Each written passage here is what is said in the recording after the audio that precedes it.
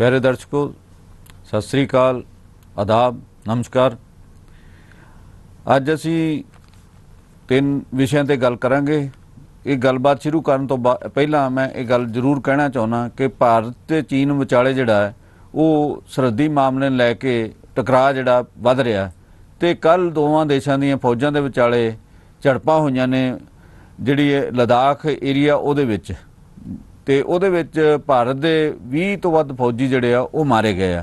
चीन दे किन्ने मारे गए ਜਾਂ किन्ने ਜ਼ਖਮੀ ਹੋਏ ਆ ਉਹਦੇ ਬਾਰੇ ਕੋਈ ਸਪਸ਼ਟ ਕਿਸਮ ਦੀ ਜਾਣਕਾਰੀ ਨਹੀਂ ਹੈਗੀ। ਇਹ ਮੰਦਭਾਗਾ ਹੈ। ਇੱਕ ਪਾਸੇ ਅਸੀਂ ਕਰੋਨਾ ਦੇ ਕਹਿਰ ਦੀ ਲੜਾਈ ਲੜ ਰਹੇ ਹਾਂ, ਦੂਜੇ ਪਾਸੇ ਦੋਨਾਂ ਦੇਸ਼ਾਂ ਦੇ ਵਿੱਚ ਟਕਰਾਅ ਸ਼ੁਰੂ ਹੋ ਗਿਆ। ਇਹ ਮੰਦਭਾਗਾ।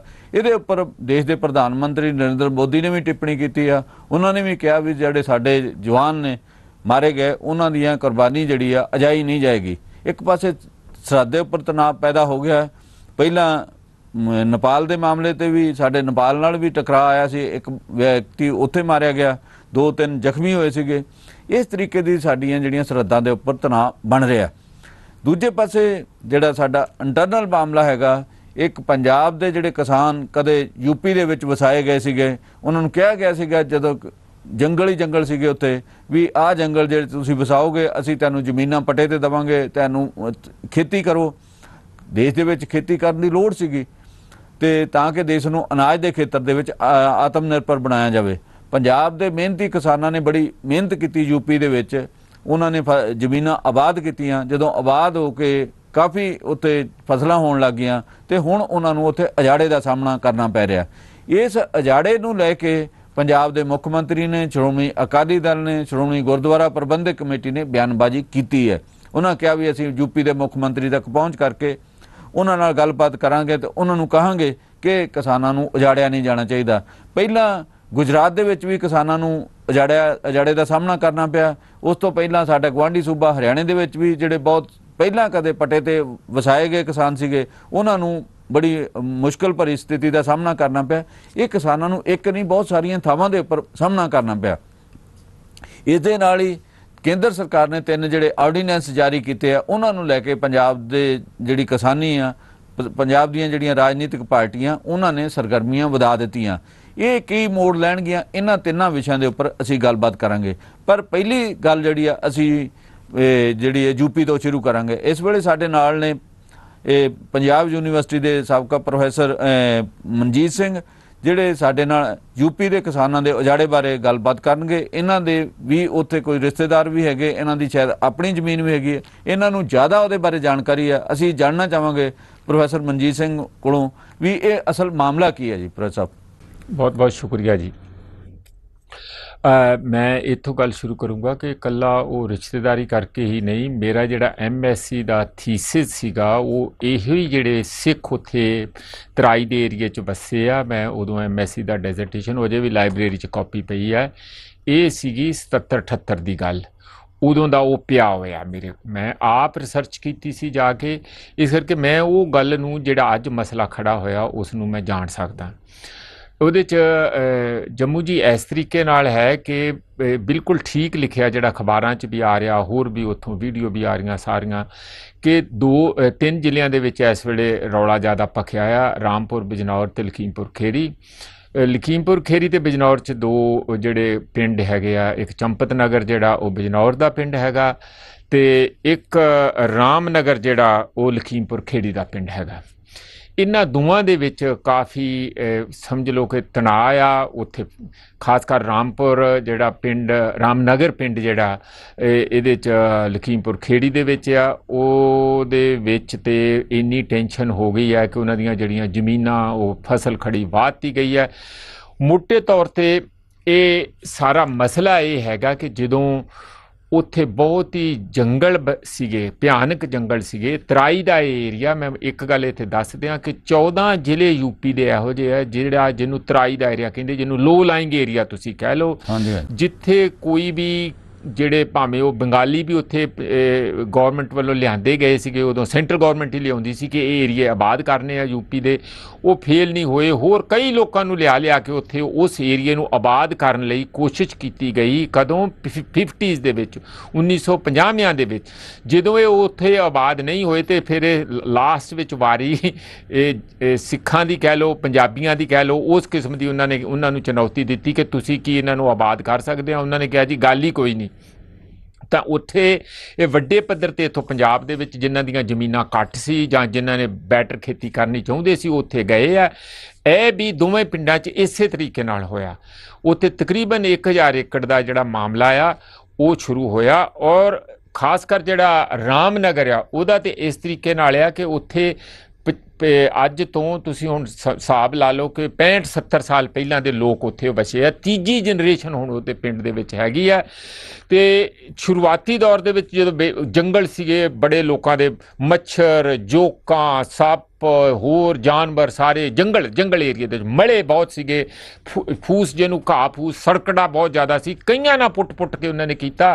ਹੜ੍ਹ ਆ ਜਾਂਦੇ ਸੀਗੇ, ਪੁਲ ਟੁੱਟ ਜਾਂਦੇ ਸੀਗੇ, ਫਿਰ ਆਮ ਸ਼ਹਿਰਾਂ ਨਾਲੋਂ ਕੱਟ ਹੋ ਜਾਂਦੇ ਸੀ। ਕਈ ਮਹੀਨੇ ਇਹੋ ਜਿਹੇ ਲੋਕ ਮੈਨੂੰ ਮਿਲੇ ਉਦੋਂ ਇੰਟਰਵਿਊ ਕਰਨ 'ਚ, ਜਿਹੜੀਆਂ ਮੈਂ 77-78 ਸਾਲ 'ਚ ਕੀਤੀਆਂ ਜੰਮੂ ਜੀ, ਕਿ ਚਾਹ ਬਣਾਉਣ ਲਈ ਕੁਛ ਨਹੀਂ ਸੀ ਹੁੰਦਾ, ਲੂਣ ਵੀ ਇੱਕ ਦੂਜੇ ਤੋਂ ਮੰਗ ਕੇ, ਕਿਉਂਕਿ ਜਦੋਂ ਤੁਸੀਂ ਬਾਜ਼ਾਰ ਨਾਲੋਂ ਕੱਟੇ ਗਏ ਆ, ਹੜ੍ਹ ਆ ਗਿਆ ਜਾਂ ਕਿਸ ਤਰ੍ਹਾਂ ਦਾ ਹੋ ਗਿਆ, ਤਾਂ ਕਈਆਂ ਨੇ ਦੱਸਿਆ ਕਿ ਅਸੀਂ ਗੰਨੇ ਨੂੰ ਕੂੰਡੀ ਡੰਡੇ ਦੇ ਨਾਲ ਕੁੱਟ ਕੇ ਉਹਦਾ ਰੌ ਕੱਢ ਕੇ ਉਹਦੇ 'ਚ ਪਾਣੀ ਪਾ ਕੇ ਉਹਦੀ ਵੀ ਚਾਹ ਪੀਤੀ, ਕਿਉਂਕਿ ਜਦੋਂ ਤੁਹਾਡੇ ਕੋਲ ਖੰਡ ਨਹੀਂ ਬਚੀ ਜਾਂ ਤੁਸੀਂ ਸ਼ਹਿਰੋਂ ਲਿਆ ਨਹੀਂ ਸਕਦੇ। ਇਸ ਕਿਸਮ ਦੇ ਹਾਲਾਤਾਂ 'ਚ ਮੈਂ ਮੋਟੇ ਤੌਰ ਤੇ ਕਹਿਣਾ ਚਾਹੁੰਦਾ। ਇੱਕ ਇੱਥੇ ਮੈਂ ਜਾਣਨਾ ਚਾਹੂੰਗਾ ਵੀ ਤੁਹਾਡਾ ਅੰਦਾਜ਼ਾ ਕਿੰਨੇ ਕੁ ਪੰਜਾਬ ਤੋਂ ਕਿਸਾਨ ਗਏ ਸੀਗੇ, ਕਿੰਨੇ ਪਰਿਵਾਰ ਗਏ, ਪੰਜਾਬੀ ਜਾਂ ਸਿੱਖ ਪਰਿਵਾਰ ਕਿੰਨੇ ਗਏ, ਕੋਈ ਅੰਦਾਜ਼ਾ ਹੈਗਾ? ਮੈਂ ਉਸ ਕਿਸਮ ਦਾ ਅਲੱਗ ਦੇ ਤੌਰ ਤੇ ਅੰਦਾਜ਼ਾ ਤਾਂ ਨਹੀਂ ਲਾਇਆ, ਪਰ ਇਹ ਤਰਾਈ ਦੇ 14 ਜ਼ਿਲ੍ਹੇ ਆ ਜਿੱਥੇ ਵੱਡੇ ਪੱਧਰ ਤੇ ਬੈਠੇ ਔਰ ਫਾਰਮਰ ਹੈਗੇ ਆ। ਇਹ ਕੁਛ ਏਰੀਆ ਤੇ ਹੁਣ ਉਤਰਾਂਚਲ 'ਚ ਆ ਗਿਆ, ਦੇਹਰਾਦੂਨ ਤੋਂ ਸ਼ੁਰੂ, ਇੱਥੋਂ ਤਰਾਈ ਤੋਂ ਕਰ ਲਓ, ਇਹ ਲਗਾਤਾਰ ਬਿਜਨੌਰ ਜਾਂ ਅੱਗੇ ਜਿਹੜਾ ਲਖੀਮਪੁਰ ਖੇੜੀ, ਪੀਲੀਭੀਤ, ਇਹ ਸਾਰਾ ਰਾਮਪੁਰ, ਵੜੈਚ, ਇਹ ਸਾਰੇ ਏਰੀਆ 'ਚ 14 ਜ਼ਿਲ੍ਹੇ ਤਰਾਈ ਦੇ ਜਿਹੜੇ ਪੈਂਦੇ ਆ। ਉਹ ਵਾਹਵਾ ਵੱਡੀ ਗਿਣਤੀ ਆ। ਮੇਰੇ ਕੋਲ ਡੇਟੇ ਤੇ ਹੈ ਨਹੀਂ ਕਿਉਂਕਿ ਮੈਂ ਉਦੋਂ ਬਾਅਦ ਮੁੜ ਕੇ ਕਦੀ ਉਸ ਨੂੰ ਫਾਲੋ ਅਪ ਨਹੀਂ ਕੀਤੀ। ਇਹ ਉੱਤਰਾਖੰਡ 'ਚ ਵੀ ਇਹੋ ਜਿਹੀ ਪ੍ਰੋਬਲਮ ਆਈ ਸੀਗੀ ਜੀ? ਸਾਰੀ ਜਗ੍ਹਾ ਆਊਗੀ ਜਿੱਥੇ ਵੀ ਬੰਦੇ ਖੁਸ਼ਹਾਲ ਹੋ ਜਾਂਦੇ। ਹੁੰਦਾ ਕੀ ਹੈ ਕਿ ਰਾਜਨੀਤਿਕ ਲੋਕ ਰਾਜਨੀਤੀ ਕਰਦੇ ਆ। ਭੁੱਜ ਦੇ ਵਿੱਚ ਮੈਨੂੰ ਪਤਾ, ਮੇਰਾ ਭਰਾ ਵੀ ਉੱਥੇ ਗਿਆ ਸੀਗਾ ਮੇਰੇ ਤੋਂ ਵੱਡਾ, ਤੇ ਉੱਥੇ ਪਹਿਲਾਂ ਬੰਦਿਆਂ ਨੂੰ ਬੁਲਾਇਆ ਗਿਆ ਕਿ ਸਾਡੇ ਇਸ ਏਰੀਏ ਨੂੰ ਆਬਾਦ ਕਰੋ। ਜਦੋਂ ਉਹ ਸੈਟਲ ਹੋ ਗਏ, 4 ਪੈਸੇ ਬਣ ਗਏ, ਤਾਂ ਹੁਣ ਉਹੋ ਹੀ ਬੀਜੇਪੀ ਦੀ ਸਰਕਾਰ ਤੇ ਵਿੱਚੇ ਹੀ ਮੋਦੀ ਜੀ ਕਦੀ ਨਹੀਂ ਇੱਕ ਵੀ ਸਟੇਟਮੈਂਟ ਦਿੰਦੇ। ਉਹ ਸਾਰੇ ਦੇਸ਼ ਦੇ ਪ੍ਰਧਾਨ ਮੰਤਰੀ ਆ ਕਿ ਅਸੀਂ ਤੁਹਾਨੂੰ ਇੱਥੋਂ ਉੱਠਣ ਨਹੀਂ ਦਿਆਂਗੇ। ਜਿਹੜੀ ਗੁਜਰਾਤ ਦੀ ਗੌਰਮੈਂਟ ਆ ਉਹ ਲਗਾਤਾਰ ਉੱਥੇ ਉਹਨਾਂ ਨੂੰ ਕੱਢਣ ਲਈ ਕੇਸ ਲੜ ਰਹੀ ਆ। ਕਦੀ ਨਹੀਂ ਕਹਿੰਦੇ ਕਿ ਉਹਨਾਂ ਦਾ ਵਕੀਲ ਇਸ ਗੱਲ ਦੇ ਹੱਕ 'ਚ ਖੜਾ ਹੁੰਦਾ ਆ ਕਿ ਅਸੀਂ ਇਹਨਾਂ ਨੂੰ ਇੱਥੋਂ ਉਠਾਉਣਾ। ਇਹ ਕੇਸ ਲਗਾਤਾਰ ਚੱਲ ਰਿਹਾ। ਗੁਜਰਾਤ ਦਾ ਜਿਹੜਾ ਭੁੱਜ ਦਾ ਏਰੀਆ, ਇਸੇ ਤਰੀਕੇ ਨਾਲ ਮੱਧ ਪ੍ਰਦੇਸ਼ ਦਾ ਏਰੀਆ, ਇਸੇ ਤਰੀਕੇ ਨਾਲ ਹੁਣ ਯੂਪੀ 'ਚ ਸ਼ੁਰੂ ਹੋ ਗਿਆ। ਜਦੋਂ ਆਬਾਦ ਹੋ ਜਾਂਦਾ, ਲੋਕ ਖੁਸ਼ਹਾਲ ਹੋ ਜਾਂਦੇ ਆ। ਹੁਣ ਉਹਨਾਂ ਦੇ ਪੱਕੇ ਘਰ ਆ, 2-2 ਮੰਜ਼ਲੇ ਘਰ ਆ। ਇਹ ਪਿੰਡਾਂ ਦੀ ਜਿੱਥੇ ਗੱਲ ਆ ਗਈ, ਉਹਨਾਂ ਨੂੰ ਉਠਾਉਣਾ ਚਾਹੁੰਦੇ। ਇਸ ਕਰਕੇ ਇਹ ਤੇ ਜ਼ਮੀਨ ਤੁਹਾਡੀ ਨਹੀਂ ਜੀ, ਤੁਹਾਡੇ ਨਾਂ ਤੇ ਕਾਗਜ਼ ਨਹੀਂ ਹੈਗੇ, ਤੁਹਾਡੇ ਨਾਂ ਤੇ ਇਹ ਤੇ ਸੀਲਿੰਗ 'ਚ ਨਿਕਲ ਗਈ ਆ, ਇਹ ਤੇ ਜੰਗਲਾਤ ਦੀ ਜ਼ਮੀਨ ਆ, ਕੋਈ ਨਾ ਕੋਈ ਆਨਾ ਬਣ। ਕੀ ਤੁਹਾਨੂੰ 60-65 ਸਾਲ ਬਾਅਦ ਹੀ ਹੋਸ਼ ਆਈ ਇਸ ਗੱਲ ਦੀ ਕਿ ਇਹ ਜ਼ਮੀਨ ਇਹਨਾਂ ਦੀ ਨਹੀਂ ਆ? 3-3 ਜਨਰੇਸ਼ਨਾਂ ਨਿਕਲ ਗਈਆਂ। ਹੁਣ ਤੇ ਉਹ ਵੈਸੇ ਹੀ ਰੈਗੂਲਰਾਈਜ਼ ਕਰਨੀ ਚਾਹੀਦੀ ਆ। ਜਦੋਂ ਆਪਣਾ ਹੁਣ ਵੀ ਆ 3 ਜੂਨ ਨੂੰ ਰਾਮਨਗਰ ਦੇ ਲੋਕ ਜਾਂ ਹੋਰ ਲੋਕ ਡੀਐਮ ਨੂੰ ਜਾ ਕੇ ਮਿਲੇ ਆ ਜੰਮੂ ਜੀ। ਉਹਨਾਂ ਨੇ ਕਿਹਾ ਕਿ ਸਾਡੇ ਨਾਲ ਧੱਕਾ ਹੋ ਰਿਹਾ, ਸਾਨੂੰ ਉਹ ਕਹਿ ਰਹੇ ਆ, ਧਮਕੀਆਂ ਦੇ ਰਹੇ ਆ ਕਿ ਅਸੀਂ ਇੱਥੋਂ ਉਠਾ ਲਿਆ ਜਾਊਗਾ, ਤੁਹਾਡੀ ਇਹ ਅਨਆਕੂਪਾਈਡ, ਤੁਹਾਡੇ ਕੋਲ ਰਿਕਾਰਡ ਨਹੀਂ, ਤੁਹਾਡੀ ਜ਼ਮੀਨ ਨਹੀਂ, ਇਹ ਜੰਗਲਾਤ ਦੇ ਨਾਂ ਤੇ ਜਾਂ ਕਿਸੇ ਹੋਰ ਦੇ ਨਾਂ ਤੇ ਆ, ਇਹ ਤੁਸੀਂ ਇੱਥੇ ਨਹੀਂ ਰਹਿ ਸਕਦੇ। ਤੇ ਡੀਐਮ ਅੱਗੇ ਕੀ ਕਹਿੰਦਾ ਜੀ ਕਾਗਜ਼ ਦਿਖਾ ਦਿਓ, ਫਿਰ ਮੈਂ ਤੁਹਾਡੀ ਗੱਲ ਸੁਣੂਗਾ। ਕਹਿੰਦਾ ਜੇ ਕਾਗਜ਼ ਹੋਣ ਤੇ ਫਿਰ ਅਸੀਂ ਤੇਰੇ ਕੋਲ ਕਿਉਂ ਆਵਾਂਗੇ? ਅਲਟੀਮੇਟਲੀ ਉਹ ਟੈਨਸ਼ਨ ਇੰਨੀ ਵਧੀ, ਕੋਈ ਹੱਥਾਪਾਈ ਵੀ ਹੋ ਗਈ ਲੋਕਾਂ ਦੀ, ਉਹਨਾਂ ਦੇ ਪੁਲਿਸ ਦੇ। ਉਹ ਘਰਾਂ 'ਚ ਵੜੇ ਆ, ਜਿਹੜੀ ਪੁਲਿਸ ਆ ਉਹਨਾਂ ਨੇ ਘਰਾਂ 'ਚ ਜਾ ਕੇ ਔਰਤਾਂ ਦੀ ਬੇਇੱਜ਼ਤੀ ਕੀਤੀ, ਉੱਥੇ ਹੱਥਾਪਾਈ ਹੋਈ ਆ। ਉਦੋਂ ਬਾਅਦ ਵੱਡੀ 50 ਟਰੈਕਟਰ ਆਏ ਆ ਰਾਮਨਗਰ ਦੇ ਵਿੱਚ, JCB ਮਸ਼ੀਨਾਂ ਆਈਆਂ, ਸੈਂਕੜੇ ਪੁਲਿਸ ਦੇ ਬੰਦੇ ਆਏ ਆ, ਗੋਲੀਆਂ ਬੰਦੂਕਾਂ ਨਾਲ ਲੈਸ ਆਇਆ, ਸਾਰੀ ਜ਼ਮੀਨ ਨੂੰ, ਉਸ ਪਿੰਡ ਦੀ ਨੂੰ, ਖੜੀ ਫਸਲ ਨੂੰ ਤਬਾਹ ਕਰ ਦਿੱਤਾ। ਇਸ ਕਰਕੇ ਉਹ ਟੈਨਸ਼ਨ ਇੱਕ ਇੰਡੀਕੇਸ਼ਨ ਹੈਗੀ ਆ ਪੁਰਾਣੇ ਸਾਰੇ ਕਿੱਸਿਆਂ ਨਾਲ ਸਾਰਿਆਂ ਨਾਲ ਜੋੜ ਕੇ ਤੁਸੀਂ ਦੇਖ ਲਓ, ਤੁਹਾਨੂੰ ਪਤਾ ਹੈ ਕਿ ਮੇਘਾਲਿਆ ਦੇ ਵਿੱਚ ਵੀ ਹੋਇਆ ਸੀਗਾ, ਜਿਹੜਾ ਉੱਥੇ ਪੰਜਾਬੀਆਂ ਦਾ ਇੱਕ ਮਹੱਲਾ ਆ, ਉਹਦੇ 'ਚ ਉਹਨਾਂ ਨੂੰ ਕੱਢਣ ਦੀ ਵੀ ਗੱਲ ਹੋਈ ਸੀ। ਇਸ ਲਈ ਮੇਰਾ ਖਿਆਲ ਹੈ ਕਿ ਯੂਨੀਅਨ ਗਵਰਨਮੈਂਟ ਨੂੰ ਇਸ ਗੱਲ ਦਾ ਤੁਰੰਤ ਨੋਟਿਸ ਲੈ ਕੇ ਇਸ ਕਿਸਮ ਦੀ ਕੋਈ ਭਾਵਨਾ ਨਹੀਂ ਆਉਣ ਦੇਣੀ ਚਾਹੀਦੀ ਕਿ ਜਿਹੜੇ ਪੰਜਾਬੀ ਆ ਉਹਨਾਂ ਨੂੰ ਜਿੱਥੇ ਮਰਜ਼ੀ ਵਰਤ ਕੇ ਜਦੋਂ ਮਰਜ਼ੀ ਸੁੱਟ ਦਿਓ। ਇਹ 'ਚ ਨਹੀਂ ਚੱਲੂਗਾ। ਇਹ ਉਹ ਪੰਜਾਬੀ ਆ ਜਿਨ੍ਹਾਂ ਨੇ ਦੇਸ਼ ਦਾ, ਜਿਹੜੇ ਪ੍ਰਧਾਨ ਮੰਤਰੀ ਜਗ੍ਹਾ ਜਗ੍ਹਾ ਠੂਠਾ ਮੰਗ ਕੇ ਅਨਾਜ ਮੰਗਦੇ ਸੀ, ਆਪਣੀਆਂ ਜ਼ਮੀਨਾਂ ਤਬਾਹ ਕਰਕੇ, ਆਪਣੀਆਂ ਸਿਹਤਾਂ ਜਿਹੜੀਆਂ ਗਵਾ ਕੇ ਸਾਰਾ ਕੁਝ ਦੇਸ਼ ਦੇ ਅਨਾਜ ਦੇ ਭੰਡਾਰ ਭਰੇ ਆ, ਤੇ ਅੱਜ ਇਹ ਕਹਿ ਰਹੇ ਆ ਕਿ ਅਸੀਂ ਸਾਨੂੰ ਅਨਾਜ ਦੀ ਲੋੜ ਨਹੀਂ, ਜਿੱਥੇ ਮਰਜ਼ੀ ਜਾ ਕੇ ਵੇਚੋ।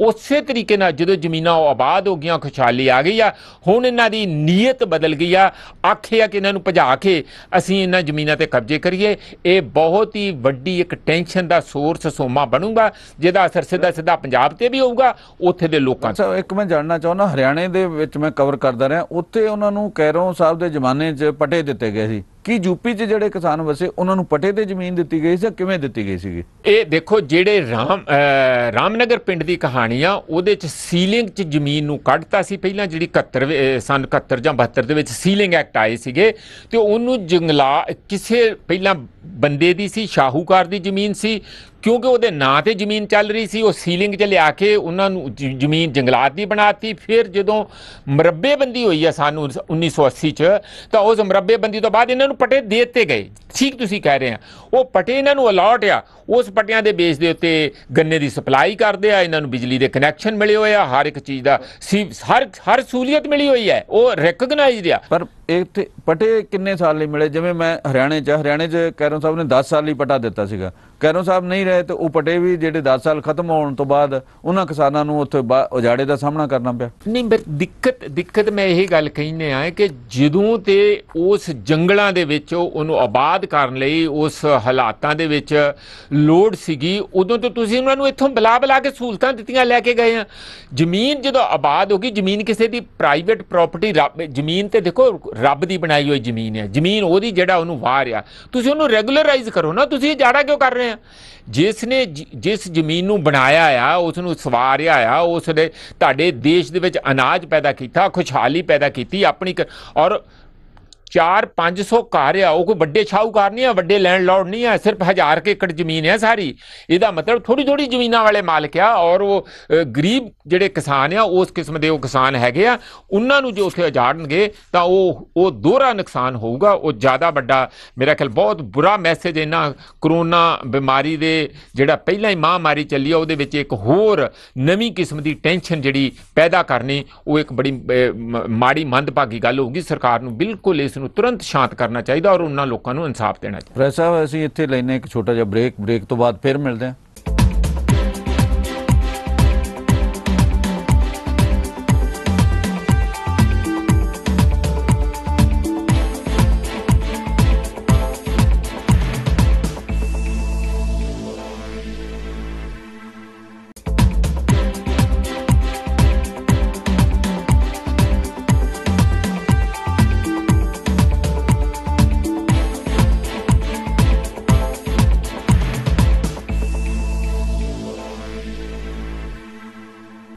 ਪਿਆਰੇ ਦਰਸ਼ਕੋ, ਤੁਹਾਡਾ ਫਿਰ ਸਵਾਗਤ ਹੈ। ਅਸੀਂ ਯੂਪੀ ਦੇ ਕਿਸਾਨਾਂ ਬਾਰੇ ਗੱਲਬਾਤ ਕਰ ਰਹੇ ਹਾਂ, ਪ੍ਰੈਸ ਸਾਹਿਬ ਜਵਾਬ ਦੇ ਰਹੇ। ਪ੍ਰੈਸ ਸਾਹਿਬ, ਕੀ ਲੱਗਦਾ ਕੋਈ ਪੰਜਾਬ ਦੇ ਮੁੱਖ ਮੰਤਰੀ ਨੇ ਵੀ ਕਿਹਾ, ਸ਼੍ਰੋਮਣੀ ਗੁਰਦੁਆਰਾ ਪ੍ਰਬੰਧਕ ਕਮੇਟੀ ਨੇ ਵੀ ਕਿਹਾ, ਸ਼੍ਰੋਮਣੀ ਅਕਾਲੀ ਦਲ ਨੇ ਵੀ ਕਿਹਾ, ਅਸੀਂ ਇਹ ਮਾਮਲਾ ਉੱਥੋਂ ਦੇ ਯੂਪੀ ਦੇ ਮੁੱਖ ਮੰਤਰੀ ਆਦਿੱਤਿਆਨਾਥ ਜੋਗੀ ਨਾਲ ਉਠਾਵਾਂਗੇ, ਤਾਂ ਲੱਗਦਾ ਕੋਈ ਮਾਮਲਾ ਹੱਲ ਹੋਏਗਾ? ਜੰਮੂ ਜੀ ਬਿਆਨ ਤੇ ਆ ਰਹੇ, ਬਿਆਨ ਹੀ ਹੁੰਦੇ ਆ, ਜਦ ਤੱਕ ਤੁਸੀਂ ਕੁਛ ਨਿਸ਼ਚੇ ਦੇ ਨਾਲ ਮੁਕਾਬਲੇ ਦੇ ਮੂਡ ਦੇ ਵਿੱਚ ਨਾ ਹੋ, ਧਮਕੀ ਦਿੱਤੀ ਜਾਵੇ ਇੱਥੋਂ ਕਿ ਜੇ ਇਸ ਤਰ੍ਹਾਂ ਦਾ ਹੋਊਗਾ ਤਾਂ ਫਿਰ ਅਸੀਂ ਮੁਕਾਬਲਾ ਕਰਾਂਗੇ, ਅਸੀਂ ਦੇਖਾਂਗੇ, ਅਸੀਂ ਇਹ ਕਾਨੂੰਨੀ ਉੱਜੜਨ ਦਿਆਂਗੇ, ਇਹੋ ਜਿਹੀ ਗੱਲ ਨਹੀਂ ਆ ਰਹੀ। ਥੋੜ੍ਹਾ ਜਿਹਾ ਬਿਆਨ ਅੱਜ ਵੀ ਮੈਂ ਪੜ੍ਹਿਆ, ਜਿਹੜੀ ਚੀਫ ਖਾਲਸਾ ਦੀਵਾਨ ਉਹਨਾਂ ਵੱਲੋਂ ਆਇਆ, ਬੁੱਢਾ ਦਲ ਵੱਲੋਂ, ਜਿਹੜੇ ਨਿਹੰਗਾਂ ਦੇ ਸਾਡੇ ਬੁੱਢਾ ਦਲ ਹੈਗਾ, ਉਹਨਾਂ ਵੱਲੋਂ ਬਿਆਨ ਆਇਆ, ਹੋਰ ਅਕਾਲੀ ਦਲ ਵੱਲੋਂ ਵੀ ਬਿਆਨ ਆਇਆ। ਪਰ ਬਿਆਨਾਂ ਨਾਲ ਇਹ ਮਾਮਲਾ ਨਹੀਂ ਰੁਕਣਾ। ਜੇ ਉੱਥੇ ਉਜਾੜਾ ਰੋਜ਼ ਹੋ ਹੀ ਜਾ ਰਿਹਾ, ਵੱਡੀਆਂ ਮਸ਼ੀਨਾਂ ਲਿਆ ਕੇ, ਪੁਲਿਸ ਲਿਆ ਕੇ, ਬੰਦੂਕਾਂ ਦਿਖਾ ਕੇ ਜਾਣੀ ਧੱਕਾ ਕੀਤਾ ਜਾ ਰਿਹਾ ਆ, ਤਾਂ ਉੱਥੇ ਜਾ ਕੇ ਅਕਾਲੀ ਦਲ ਨੂੰ ਆਪਣਾ ਤੁਰੰਤ ਇਹ ਅਨਾਉਂਸ ਕਰਨਾ ਚਾਹੀਦਾ ਕਿ ਜੇ ਬੰਦ ਨਾ ਹੋਇਆ ਤੇ ਅਸੀਂ ਜੱਥੇ ਲੈ ਕੇ ਆ ਰਹੇ ਹਾਂ, ਅਸੀਂ ਵੱਡੇ ਪੱਧਰ ਤੇ ਉੱਥੇ ਪਹੁੰਚ ਕੇ ਅਸੀਂ ਉਹਨਾਂ ਲੋਕਾਂ ਨੂੰ ਇਨਸਾਫ ਦਿਵਾਵਾਂਗੇ। ਇਹੋ ਜੀ ਗੱਲ ਨਹੀਂ ਹੋ ਰਹੀ, ਬਿਆਨਬਾਜ਼ੀ ਹੋ ਰਹੀ ਆ। ਉਹ ਚੀਫ ਮਿਨਿਸਟਰ ਸਾਹਿਬ ਨੇ ਵੀ ਇਹ ਬਿਆਨ ਇਹੋ ਜਿਹਾ ਆਇਆ ਕਿ ਮੈਂ ਪ੍ਰਧਾਨ ਮੰਤਰੀ ਨੂੰ ਲਿਖੂੰਗਾ ਜਾਂ ਲਿਖ ਦਿੱਤਾ ਆ, ਪਰ ਇਹ ਉਸੇ ਇਕੱਲੇ ਕਾਗਜ਼ੀ ਕਾਰਵਾਈ ਦੇ ਨਾਲ ਇਹ ਸਿਰੇ ਗੱਲ ਲੱਗਣ ਵਾਲੀ ਨਹੀਂ ਹੈ। ਇਸ ਦਾ ਮਤਲਬ ਉੱਥੋਂ ਦੇ ਕਿਸਾਨਾਂ ਦੀਆਂ ਜਿਹੜੀਆਂ ਪੰਜਾਬੀ ਕਿਸਾਨਾਂ ਦੀਆਂ ਦਿੱਕਤਾਂ ਅਜੇ ਥੰਮਣ ਗਿਆ ਨਹੀਂ, ਇਹ ਨੂੰ ਟਾਈਮ ਲੱਗੂਗਾ। ਉਹਨਾਂ ਨੂੰ ਵੀ ਹੋਰਾਂ ਲੋਕਾਂ ਦੀ ਉੱਥੇ ਜਿਹੜੀਆਂ ਉੱਥੋਂ ਦੀਆਂ ਪਾਰਟੀਆਂ ਉਹਨਾਂ ਦਾ ਸਹਾਰਾ ਲੈਣਾ ਪਊਗਾ। ਅਸੀਂ ਦੇਖਦੇ ਹਾਂ ਅਗਲੇ ਦਿਨਾਂ ਦੇ ਵਿੱਚ ਇਸ ਮਾਮਲੇ ਤੇ ਕੀ ਹੁੰਦਾ, ਪਰ ਪੰਜਾਬੀ ਕਿਸਾਨਾਂ ਨਾਲ ਜਿਹੜਾ ਉੱਥੇ ਧੱਕਾ ਹੋ ਰਿਹਾ ਇਹਦਾ ਕੋਈ ਨਾ ਕੋਈ ਇਨਸਾਫ ਹੋਣਾ ਚਾਹੀਦਾ, ਕੋਈ ਹੱਲ ਨਿਕਲਣਾ ਚਾਹੀਦਾ। ਇਸ ਤੋਂ ਬਾਅਦ ਅਸੀਂ ਪ੍ਰੈਸ ਸਾਹਿਬ ਤੋਂ ਜਾਣਨਾ ਚਾਹਾਂਗੇ ਕਿ ਜਿਹੜਾ ਭਾਰਤ ਤੇ ਚੀਨ ਦਾ ਮਾਮਲਾ ਹੈ, ਜਿਹੜੇ ਸਾਡੇ ਉੱਤੇ ਗਲਵਾਨ ਵਾਦੀ ਹੈ ਲਦਾਖ ਦੀ, ਉਹਦੇ ਵਿੱਚ 20 ਤੋਂ ਵੱਧ ਜਵਾਨ ਜਿਹੜੇ ਉਹ ਮਾਰੇ ਗਏ, ਸ਼ਹੀਦ ਹੋ ਗਏ ਆ। ਉਹਦੇ ਉੱਪਰ ਪ੍ਰਧਾਨ ਮੰਤਰੀ ਨੇ ਆਪਣੀ ਚਿੰਤਾ ਜ਼ਾਹਰ ਕੀਤੀ ਹੈ, ਕਿਹਾ ਵੀ ਅਸੀਂ ਸ਼ਾਂਤਮਈ ਰਹਿਣਾ ਚਾਹੁੰਦੇ ਹਾਂ, ਪਰ ਇਹਨਾਂ ਜਵਾਨਾਂ ਦੀਆਂ ਜਿਹੜੀਆਂ ਕੁਰਬਾਨੀਆਂ ਇਹਨਾਂ ਨੇ ਉਹ ਸ਼ਹੀਦੀ ਪ੍ਰਾਪਤ ਕੀਤੀ ਉਹ ਅਜਾਈ ਨਹੀਂ ਜਾਣਗੀਆਂ। ਤੁਸੀਂ ਇਹਦੇ ਬਾਰੇ ਤੇ ਕੀ ਕਹਿਣਾ ਚਾਹੁੰਦੇ ਆ? ਇਹ ਦੇਖੋ ਜਿਹੜੇ ਇੰਟਰਨੈਸ਼ਨਲ ਮਾਮਲੇ ਆ ਉਹ ਇੰਟਰਨੈਸ਼ਨਲ ਸੱਤਾ ਦਾ ਕੀ ਕਿਸ ਕਿਸਮ ਦੀ ਧਰੁਵੀਕਰਨ ਹੁੰਦਾ ਜਾਂ ਕਿਵੇਂ ਉਹਨਾਂ ਦੇ ਨਾਲ ਅੰਗਲੀ ਸੰਗਲੀ ਹੁੰਦੀ ਆ, ਉਹਦੇ ਮੁਤਾਬਕ ਹੀ ਇਹ ਸਾਰੇ ਫੈਸਲੇ ਚੱਲਦੇ ਆ। ਬਹੁਤ ਵਾਰੀ ਇਹ ਸ਼ੈਡੋ ਵਾਰ ਵੀ ਹੁੰਦੀ ਹੈ, ਮਤਲਬ ਪ੍ਰੌਕਸੀ ਵਾਰ ਜਿਹਨੂੰ ਤੁਸੀਂ ਕਹਿ ਦਿਓ, ਉਸ ਕਿਸਮ ਦੀ ਹੁੰਦੀ। ਫਾਰ ਇੰਸਟੈਂਸ ਪਿਛਲੇ ਸਮੇਂ ਦੇ ਵਿੱਚ ਅਸੀਂ ਇਸ ਗੱਲ ਦਾ ਲਗਾਤਾਰ ਮੈਸੇਜ ਦਿੱਤਾ ਕਿ ਅਸੀਂ ਅਮਰੀਕਾ ਦੇ ਨਾਲ ਹਾਂ, ਜਿਹੜਾ ਅਸੀਂ ਕਦੀ ਓਪਨਲੀ ਇੰਨਾ ਕਦੀ ਨਹੀਂ ਸੀ। ਅਮਰੀਕਾ ਵੀ ਭੁੜਕ ਕੇ ਟਪੂਸਣੀ ਮਾਰ ਕੇ ਕੋਈ ਨਿੱਕੀ ਜੀ ਗੱਲ ਹੋਵੇ, ਜੇ ਲੋੜ ਪਏ ਤੇ ਕਸ਼ਮੀਰ ਦੇ ਮਾਮਲੇ 'ਚ ਮੈਂ ਤੁਹਾਡਾ ਫੈਸਲਾ ਕਰਾਉਣਾ, ਵੀ ਤੈਨੂੰ ਕੌਣ ਪੁੱਛੇ, ਸੱਦੀ ਨਾ ਬੁਲਾਈ, ਮੈਂ ਲਾੜੇ ਦੀ ਤਾਈ। ਹੁਣ ਜਦੋਂ ਚੀਨ ਨਾਲ ਸਾਡੀ ਕੋਈ ਟੈਨਸ਼ਨ ਪਿਛਲੇ 40-45 ਦਿਨ ਦੀ ਚੱਲ ਰਹੀ ਹੈ, ਤਾਂ ਉੱਥੇ ਫਿਰ ਜੇ ਕੋਈ ਲੋੜ ਪਈ ਤੇ ਮੈਂ ਆ ਕੇ ਤੁਹਾਡਾ ਫੈਸਲਾ ਕਰਾ ਦੂੰਗਾ ਵੀ ਤੂੰ ਆਪਣਾ ਦੇਸ਼ ਦੇ ਸਾਂਭ ਲੈ। ਤੈਨੂੰ ਤੇ ਉੱਥੇ ਆਪਣਾ ਆਪਣੇ ਅਮਰੀਕਾ ਦੀ ਇਹ ਹਾਲਤ ਕੀਤੀ ਪਈ ਆ ਕਿ ਹਜ਼ਾਰਾਂ ਦੀਆਂ ਰੋਜ਼ ਦੀਆਂ ਲਾਸ਼ਾਂ ਜਿਹੜੀਆਂ ਉੱਥੇ ਵਿਛ ਰਹੀਆਂ, ਕਰੋਨਾ ਤੇਰੇ ਕੋਲ ਸਾਂਭਿਆ ਨਹੀਂ ਜਾ ਰਿਹਾ। ਤੂੰ ਦੂਜਿਆਂ ਦਾ ਆ ਕੇ ਕੀ ਕਰੇਗਾ? ਜੇ ਆਪਣੇ ਜਿਹੜਾ ਦੇਸ਼ ਵਿੱਚ ਫੇਲ ਪ੍ਰੈਜ਼ੀਡੈਂਟ ਆ ਉਹ ਦੂਜਿਆਂ ਦੇ ਆ ਕੇ ਫੈਸਲੇ ਕਰਾਊਗਾ, ਇਹ ਉਹਨਾਂ ਨੂੰ ਨਹੀਂ ਕਰਨਾ ਚਾਹੀਦਾ। ਪਰ ਇਹਦਾ ਰਿਜ਼ਲਟ ਕੀ ਨਿਕਲ ਰਿਹਾ? ਇੱਕ ਪਾਸੇ ਲਗਾਤਾਰ ਬਿਆਨ ਚੀਨ ਦੇ ਵਿਰੁੱਧ ਅਮਰੀਕਾ ਵੱਲੋਂ ਆ ਰਹੇ, ਉਹਦੀ ਘੇਰਾਬੰਦੀ ਕਰਨ ਦੀ ਕੋਸ਼ਿਸ਼ ਕੀਤੀ ਜਾ ਰਹੀ ਹੈ। ਉਹ ਯੂਰਪ ਨੂੰ ਵੀ ਬਾਹਮ ਰੋੜ ਕੇ ਕਹਿ ਰਿਹਾ, ਉਹ ਜਿਹੜੀ ਵਰਲਡ ਹੈਲਥ ਆਰਗੇਨਾਈਜੇਸ਼ਨ ਜਿਹਨੂੰ ਕਹਿੰਦੇ ਆ WHO, ਉਹਨਾਂ ਦੇ ਵੀ ਉਹਨੇ ਫੰਡ ਇੱਕ ਵਾਰੀ ਬੰਦ ਕੀਤਾ ਕਿ ਦੇਖੋ ਤੁਸੀਂ ਚੀਨ ਦੇ ਹੱਕ 'ਚ ਬੋਲ ਰਹੇ।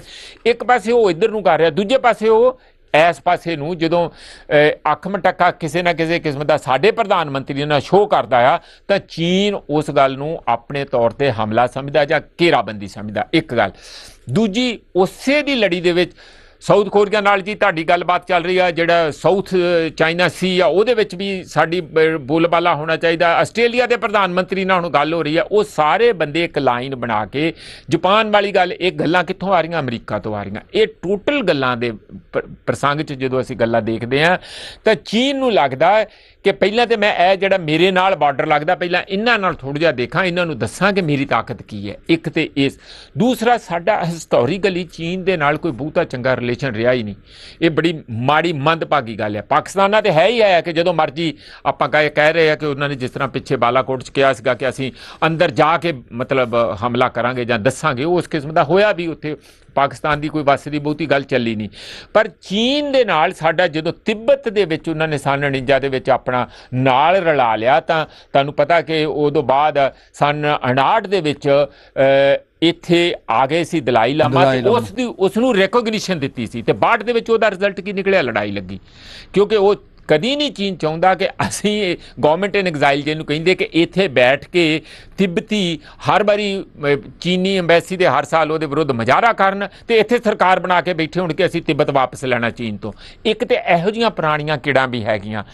ਦੂਜਾ, ਵੈਸੇ ਵੀ ਜਿਹੜੀ ਸਾਡੀ ਬਾਉਂਡਰੀ ਲਾਈਨ ਹੈ ਜਿਹਨੂੰ LAC ਕਹਿੰਦੇ ਆ, ਉਹ ਕੋਈ ਮਾਰਕਡ ਨਹੀਂ ਹੈ ਕਲੀਅਰਲੀ। ਕਿ ਜਦੋਂ ਕਲੀਅਰਲੀ ਮਾਰਕਡ ਨਹੀਂ ਆ, ਇੱਕ ਜਿੱਥੇ ਇੱਕ ਵਾਰੀ ਫੌਜਾਂ ਬਾੜ ਵਿੱਚ ਰੁਕ ਗਈਆਂ ਉਹਨੂੰ ਮੰਨ ਲਿਆ ਗਿਆ ਹੋਇਆ। ਇੱਕ ਦੋ ਵਾਰੀ ਵਿੱਚ ਘਟਨਾ ਜ਼ਰੂਰ ਬਾੜ ਤੋਂ ਬਾਅਦ ਵਾਰੀ ਹੋਈਆਂ ਆ। ਇੱਕ ਵਾਰੀ ਨਥੂਲਾ ਦੇ ਵਿੱਚ ਹੋਈਆਂ ਸੀ। ਹਾਂ, ਇੱਕ ਵਾਰੀ ਅਰੁਣਾਚਲ ਦੇ ਵਿੱਚ ਸਨ 75 ਦੇ ਵਿੱਚ ਵੀ ਹੋਈਆਂ, ਜੰਮੂ ਜੀ। ਉਦੋਂ 4 ਬੰਦੇ ਜਿਹੜੀ ਆ ਅਸਾਮ ਰਾਈਫਲਸ ਦੇ ਮਾਰੇ ਗਏ ਸੀ। ਪਰ 75 ਤੋਂ ਬਾਅਦ ਇਹ ਪਹਿਲੀ ਵਾਰੀ ਆ, ਹੁਣ 45 ਸਾਲ ਇਸ ਗੱਲ ਨੂੰ ਹੋ ਗਏ ਆ ਕਿ ਇੰਨੇ ਜਾਣੀ 20 ਫੌਜੀਆਂ ਦਾ ਸਾਡੇ ਸ਼ਹੀਦ ਹੋ ਜਾਣਾ, ਇਹ ਪਹਿਲੀ ਵਾਰੀ ਗੱਲ ਹੋਈ ਹੈ। ਔਰ ਚੰਗੀ ਅਜੇ ਹਾਲ ਦੀ ਗੱਲ ਇਹ ਹੈਗੀ ਹੈ ਕਿ ਉੱਥੇ ਕੋਈ ਬੰਦੂਕਾਂ ਨਹੀਂ ਚੱਲੀਆਂ, ਇਹ ਡੰਡਿਆਂ ਨਾਲ, ਰੋਡਾਂ ਨਾਲ, ਪੱਥਰਾਂ ਦੇ ਨਾਲ, ਉਸ ਕਿਸਮ ਦੀ। ਪਰ ਬੰਦੇ, ਟੈਨਸ਼ਨ ਬੜੀ ਸੀ। 900 ਬੰਦਾ ਕਹਿੰਦੇ ਸਾਡਾ ਗਿਆ, ਉਧਰ ਵੀ ਇੰਨੇ ਕੁ ਬੰਦੇ ਉਧਰ ਵੀ ਹੋਣਗੇ। ਹੱਥਾਂ ਮੁੱਕੀ ਕੁੱਟਮਾਰ, ਉਹਦੇ ਨਾਲ 20 ਬੰਦੇ ਸ਼ਹੀਦ ਹੋ ਜਾਣੇ, ਛੋਟੀ ਗੱਲ ਨਹੀਂ। ਉਹਦੇ 'ਚ ਇੱਕ ਸਾਡੇ ਕਰਨਲ ਵੀ ਸੀ। ਉਧਰੋਂ ਖਬਰਾਂ ਉਹਨਾਂ ਦੇ ਪਾਸੇ ਦੇ ਨੁਕਸਾਨ ਦੀਆਂ ਆ ਰਹੀਆਂ, ਕੋਈ ਕਹਿੰਦਾ 5 ਉਹਨਾਂ ਦੇ ਮਾਰੇ ਗਏ, ਕੋਈ ਕਹਿੰਦਾ 40 ਮਾਰੇ ਗਏ, ਕੋਈ 43 ਵੀ ਕਹਿ ਰਿਹਾ। ਉਹ ਕਨਫਰਮਡ ਨਹੀਂ ਹੈ। ਸਾਡੀ ਜਿਹੜੀ ਓਫੀਸ਼ੀਅਲ ਸਟੇਟਮੈਂਟ ਆ ਇਹ ਕਨਫਰਮਡ ਹੈਗੀ ਆ, ਹੌਲੀ ਜੀ ਉਹ ਵੀ ਕਨਫਰਮ ਹੋ ਜਾਊਗੀ। ਇਸ ਵੇਲੇ ਜਿਹੜਾ ਮੇਨ ਮੁੱਦਾ ਕੀ ਹੈਗਾ ਕਿ ਜਿਹੜੀ ਤੁਸੀਂ ਗੈਲਵਨ ਵੈਲੀ ਦੀ ਗੱਲ ਕਰਦੇ ਆ, ਗੈਲਵਨ ਰਿਵਰ ਆ, ਉਹਦੇ ਅੱਗੇ ਵੱਧ ਕੇ ਅਸੀਂ ਇੱਕ ਦੌਲਤ ਬੇਗ ਦੌਲਤ ਬੇਗ ਗੋਲਡੀ ਓਲਡੀ ਓਲਡੀ ਹਾਂ ਦੌਲਤ ਬੇਗ ਦੀ ਜਿਹੜੀ ਉਹ ਜਗ੍ਹਾ ਦਾ ਨਾਂ ਆ, ਉਹਦੇ ਨਾਲ ਨਾਲ ਜਿਹੜਾ ਸਾਡਾ ਸ਼ਾਇਲੋਕ ਰਿਵਰ ਹੈਗਾ ਉਸ ਦੇ ਉੱਥੇ 255 ਕਿਲੋਮੀਟਰ ਇਹੋ ਜੀ ਸੜਕ ਬਣਾਈ ਹੋਈ ਹੈ ਰਿਵਰ ਦੇ, ਸ਼ਾਇਲੋਕ ਰਿਵਰ ਦੇ ਨਾਲ ਨਾਲ। ਜੇ ਜਿੱਥੇ ਇਹ ਪੋਸਟ ਦੇ ਉੱਤੇ ਗੈਲਵਨ ਵੈਲੀ ਦੇ ਉੱਤੇ ਇਹਨਾਂ ਨੇ ਜਿਹੜੀ ਪੋਸਟ ਅੱਗੇ ਆ ਕੇ ਬਣਾਈ ਆ, ਉਹ ਸੜਕ ਤੋਂ ਬੜੀ ਨੇੜੇ ਪੈਂਦੀ, ਉੱਥੇ ਸਾਡੀ ਕੰਟੋਨਮੈਂਟ ਵੀ ਹੈਗੇ ਆ ਨਾਲ, ITBC ਦਾ ਵੀ ਹੈਗਾ ਤੇ ਸਾਡੇ ਆਰਮੀ ਦਾ ਵੀ ਹੈਗਾ।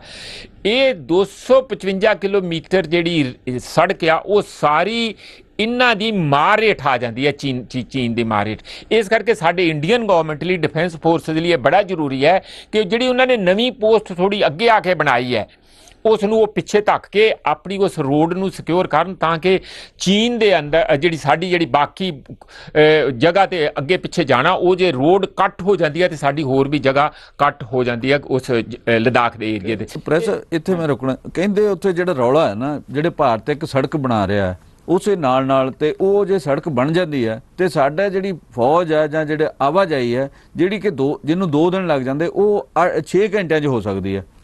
ਰੌਲਾ ਉਹ ਸੜਕ ਨੂੰ ਲੈ ਕੇ ਕਹਿੰਦੇ ਬਿਲਕੁਲ ਉਹ ਸੜਕ ਉਹੀ ਹੈ ਜਿਹੜੀ ਮੈਂ ਤੁਹਾਨੂੰ ਕਹਿ ਰਿਹਾ ਕਿ ਜਿਹੜੀ ਸ਼ਾਇਲੋਕ ਰਿਵਰ ਦੇ ਨਾਲ ਬਣ ਰਹੀ ਹੈ 255 ਕਿਲੋਮੀਟਰ। ਕੁਛ ਉਹਦਾ ਹੋ ਸਕਦਾ ਟੁੱਟੇ ਅਜੇ ਰਹਿੰਦੇ ਹੋਣ, ਪਰ ਉਹ ਸੜਕ ਉਸੇ ਦਾ ਹੀ ਹੈਗਾ। ਜੇ ਉਹ ਨਹੀਂ ਹੋਊਗੀ ਤਾਂ ਵੈਸੇ ਵੀ ਸਾਡੇ ਲਈ ਬੜਾ ਮੁਸ਼ਕਲ ਹੋਊਗਾ। ਇਸ ਲਈ ਚਾਹੀਦਾ ਇਹ ਹੈਗਾ ਕਿ ਅਸੀਂ ਇਕੱਲਾ ਜਿਹੜਾ ਡਾਇਲੌਗ ਹੈ ਉਹ ਤਾਂ ਬਹੁਤ ਇੰਪੋਰਟੈਂਟ ਆ, ਅਸੀਂ ਦੱਸਿਆ ਵੀ ਨਹੀਂ ਵੀ ਕੀ ਆ। ਇਹੀ ਕਹਿੰਦੇ ਰਹੇ ਕਿ ਲੈਫਟੀਨੈਂਟ ਜਨਰਲ ਦੇ ਲੈਵਲ ਦੀਆਂ ਵੀ ਮੀਟਿੰਗਾਂ ਹੋਈਆਂ 6 ਤਰੀਕ ਤੱਕ, ਤੇ ਇਹੋ ਕਹਿੰਦੇ ਰਹੇ ਕਿ ਕੋਈ ਗੱਲ ਨਹੀਂ, ਸਭ ਠੀਕ ਆ, ਠੀਕ ਹੋ ਜਾਊਗਾ, ਫੌਜਾਂ ਪਿੱਛੇ ਜਾ ਰਹੀਆਂ, ਇਹ ਹੋ ਰਹੀਆਂ। ਮੈਨੂੰ ਨਹੀਂ ਲੱਗਦਾ ਅਜੇ ਵੀ ਟੈਨਸ਼ਨ ਘਟੀ ਹੈਗੀ ਹੈ ਜੰਮੂ ਜੀ। ਔਰ ਪ੍ਰਧਾਨ ਮੰਤਰੀ ਸਾਡੇ ਬੜੇ ਚਿੰਤਤ ਹੈਗੇ ਆ, ਉਹਨਾਂ ਨੇ ਬਿਪਿਨ ਰਾਵਤ ਦੇ ਨਾਲ, ਜਿਹੜੇ ਚੀਫ ਆਫ ਡਿਫੈਂਸ ਸਟਾਫ ਹੈਗੇ, ਹੋਰਨਾਂ ਦੇ ਨਾਲ, ਡਿਫੈਂਸ ਮਿਨਿਸਟਰ ਦੇ ਨਾਲ, ਫੋਰਨ ਮਿਨਿਸਟਰ ਨਾਲ ਐਮਰਜੈਂਸੀ ਮੀਟਿੰਗਾਂ ਕੀਤੀਆਂ ਆ। ਕੱਲ ਤਾਂ ਸਾਰਾ ਦਿਨ ਮੀਟਿੰਗਾਂ 'ਚ ਨਿਕਲਿਆ ਨਾ। ਬਿਲਕੁਲ, ਇਹ ਸਾਰੀਆਂ ਮੀਟਿੰਗਾਂ ਹੋਈਆਂ। ਇਸੇ ਤਰੀਕੇ ਨਾਲ ਦੂਜੇ ਪਾਸੇ ਚੀਨ 'ਚ ਵੀ ਹੋ ਰਹੀਆਂ ਆ। ਅਸੀਂ ਇਹ ਚਾਹੁੰਦੇ ਹਾਂ ਕਿ ਜਿੰਨੀ ਵੀ ਸਿਚੁਏਸ਼ਨ ਛੇਤੀ ਤੋਂ ਛੇਤੀ ਡਿਫਿਊਜ਼ ਹੋ ਜਾਏ। ਉਹੀ ਗੱਲ ਆ, ਯੂਨਾਈਟਿਡ ਨੇਸ਼ਨ ਦੇ ਜਿਹੜੇ ਜਨਰਲ ਸੈਕਟਰੀ ਜਨਰਲ ਹੈਗੇ ਆ, ਉਹਨਾਂ ਨੇ ਐਂਟੋਨੀਓ ਗੁਟੇਰੇਸ, ਉਹਨਾਂ ਨੇ ਵੀ ਇਸ ਗੱਲ ਦਾ ਬੇਨਤੀ ਜਾਂ ਆਪਣੀ ਵੱਲੋਂ ਸੁਜੈਸ਼ਨ ਇਹੀ ਕਿਹਾ ਹੈ, ਉਹਨਾਂ ਨੇ ਕਿਹਾ ਕਿ ਤੁਸੀਂ ਇਸ 'ਤੇ ਸ਼ਾਂਤੀ ਜਿੰਨੀ ਵੀ ਛੇਤੀ ਬਹਾਲ ਹੋ ਸਕਦੀ ਉਹ ਹੋਣੀ ਚਾਹੀਦੀ ਆ ਸਾਡੇ ਦੇਸ਼ ਦੇ ਅੰਦਰ, ਤੇ ਚੀਨ ਦੇ ਲੋਕਾਂ ਲਈ ਵੀ ਇਹੀ ਹੈ ਕਿ ਆਪਾਂ ਅੱਗੇ ਇਹੋ ਜਿਹੀ ਟੈਨਸ਼ਨ ਹੋਰ ਪੈਦਾ ਨਾ ਕਰੀਏ। ਜੰਮੂ ਜੀ ਚਾਹੀਦਾ ਤੇ ਇਹ ਹੈ ਦੋਨਾਂ ਦੇਸ਼ਾਂ ਨੂੰ ਪ੍ਰੈਸ ਵੀ ਕਰੋਨਾ ਦੀ ਮਹਾਮਾਰੀ ਦੇ ਖਿਲਾਫ ਦੋਨੇ ਲੜਨ, ਉਹਦੇ 'ਚ ਏਕਤਾ ਕਰਨ। ਉਸ ਮਹਾਮਾਰੀ ਦੇ ਟਾਕਰੇ ਦੇ ਵਿੱਚ ਹੋਰ ਮੌਤਾਂ ਕਰਨੀਆਂ ਜਾਂ ਆਪਸ ਵਿੱਚ ਲੜਨਾ ਮੇਰਾ ਖਿਆਲ ਹੈ ਕਿਸੇ ਤਰੀਕੇ ਨਾਲ ਵੀ ਠੀਕ ਨਹੀਂ ਗਾ। ਤੇ ਦੋਨਾਂ ਦੇਸ਼ਾਂ ਦੇ ਬਾਰੇ ਕਿਹਾ ਜਾਂਦਾ ਸੀਗਾ ਕਿ ਬੈਕਡੋਰ ਡਿਪਲੋਮੇਸੀ ਚੱਲ ਰਹੀ ਹੈ, ਸ਼ਾਇਦ ਇਹ ਮਾਮਲਾ ਹੱਲ ਹੋਵੇ। ਇਸ ਦੇ ਨਾਲ ਹੀ ਪ੍ਰੈਸ ਸਾਹਿਬ ਮੈਂ ਇਸ ਮਾਮਲੇ ਤੋਂ ਅੱਗੇ ਵਧਦਾ ਕਿ ਕੱਲ ਜਿਹੜਾ ਫਰੀਦਕੋਟ ਦੇ ਵਿੱਚ ਇੱਕ ਐਡਵੋਕੇਟ ਸੁਹੇਲ ਸਿੰਘ ਬਰਾੜ ਨੂੰ ਗ੍ਰਿਫਤਾਰ ਕੀਤਾ ਗਿਆ, ਜਿਹੜੀ ਵਿਸ਼ੇਸ਼ ਜਾਂਚ ਟੀਮ ਬਣਾਈ ਗਈ ਆ, ਉਹਦੇ ਤੋਂ ਤੁਹਾਨੂੰ ਲੱਗਦਾ ਵੀ ਉਹਦੀ ਗ੍ਰਿਫਤਾਰੀ ਨਾਲ ਜਿਹੜੀ ਆ ਬੇਅਦਬੀ ਦੇ ਮਾਮਲੇ ਸੀਗੇ, ਜਿਹੜੀ ਪੁਲਿਸ ਨੇ ਫਾਇਰਿੰਗ ਕੀਤੀ ਸੀ, ਉਹਦੇ ਵਿੱਚ ਕੋਈ ਗੱਲ ਅੱਗੇ ਤੁਰੀ ਹੈ? ਇਸ ਬਰਾੜ ਦੀ ਗ੍ਰਿਫਤਾਰੀ ਨਾਲ ਕੋਈ ਮਾਮਲਾ ਹੱਲ ਹੋਏਗਾ ਜਾਂ ਜੇ ਵੈਸੇ ਹੀ ਇਹ ਖਬਰ ਬਣ ਕੇ ਰਹਿ ਜਾਏਗਾ?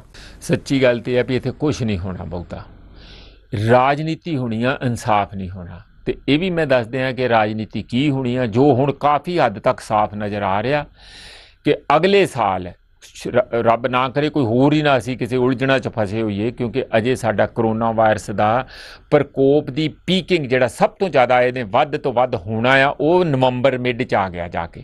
ਇਹਦਾ ਮਤਲਬ ਹੈ ਉਹ ਅਜੇ ਹੋਰ ਵੀ ਇੱਕ ਅੱਧਾ ਮਹੀਨਾ ਅੱਗੇ ਸ਼ਿਫਟ ਹੋ ਸਕਦਾ। ਇਨ੍ਹਾਂ ਹਾਲਾਤਾਂ 'ਚ ਜਦੋਂ ਅਸੀਂ ਆਲਰੇਡੀ ਇੰਨੇ ਵੱਡੀ ਬਿਮਾਰੀ ਦੇ ਪ੍ਰਕੋਪ ਦੇ ਨਾਲ ਜੂਝ ਰਹੇ ਹੋਵਾਂਗੇ ਤੇ ਰਾਜਨੀਤੀ ਕਿਤੇ ਕਿਹੋ ਜਿਹੀ ਹੋਊਗੀ ਕਿ ਕਿੱਧਰ ਨੂੰ ਜਾਊਗੀ, ਉਹ ਤੇ ਅਜੇ ਆਉਣ ਵਾਲਾ ਸਮਾਂ ਪਤਾ ਲੱਗੂਗਾ। ਪਰ ਜੋ ਉਮੀਦਾਂ ਲਾਈਆਂ ਜਾ ਰਹੀਆਂ ਕਾਂਗਰਸ ਵੱਲੋਂ, ਜੋ ਪਲੈਨਿੰਗ ਹੈ ਪ੍ਰੀ ਪਲੈਨਡ, ਜਿਹੜਾ ਕਿ ਨੇੜੇ ਜਾ ਕੇ ਜਾਣੀ ਅਗਲੇ ਸਾਲ 2021 'ਚ ਕੋਈ 22 'ਚ ਇਲੈਕਸ਼ਨ ਆਇਆ ਤੇ ਕਿਸੇ ਨਾ ਕਿਸੇ ਵੱਡੇ 2-4 ਲੀਡਰਾਂ ਨੂੰ ਫੜ ਕੇ ਸ਼ਾਇਦ ਅੰਦਰ ਕਰ ਦੇਣ, ਹੋ ਸਕਦਾ ਉਹਦੇ 'ਚ ਪੁਲਿਸ ਵਾਲਿਆਂ ਨੂੰ ਵੀ ਕੁਛ ਇਹੋ ਜਿਹਾ ਗੱਲਬਾਤ ਕਰਨਗੇ।